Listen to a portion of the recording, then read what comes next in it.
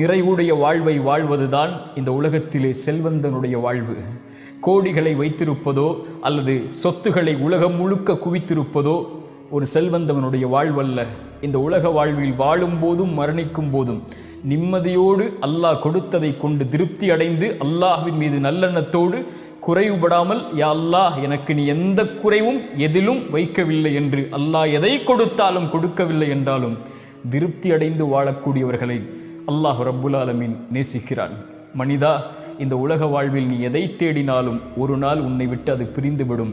நீ யாரை நேசித்தாலும் அவர்களும் உன்னை விட்டு பிரிந்து விடுவார்கள். அவர்கள் உன்னை மறந்து விடுவார்கள் விரைவில். போன தலைமுறையுடைய செல்வந்தவர்கள் யாரென்று நமக்கு தெரியுமா? இந்த தலைமுறையில் நமக்கு தெரியும். போன தலைமுறையில் யார் செல்வந்தவர்கள்? அவர்கள் பேர் என்ன? எங்கு வாழ்ந்தார்கள்? என்ன அடையாளம் இருக்கிறது? உலகம் மறந்து விட்டது. ஆனால் யாரை உலகம் நினைவு கூறும் தெரியுமா? படைத்த இறைவனுக்கு நன்றியோடு வாழ்ந்து அல்லாஹ் கொடுத்ததை கொண்டு திருப்தி அடைந்து அல்லாஹ் கொடுத்ததிலிருந்து உலகம் பயனுற கொடுத்து வாழ்ந்தவர்களை உலகம் இருக்கும் வரை நினைவு கூறும். அல்லாஹ் ரப்புல் ஆலமீன் அப்படிப்பட்ட உள்ளத்தை எமக்கு தருவானாக.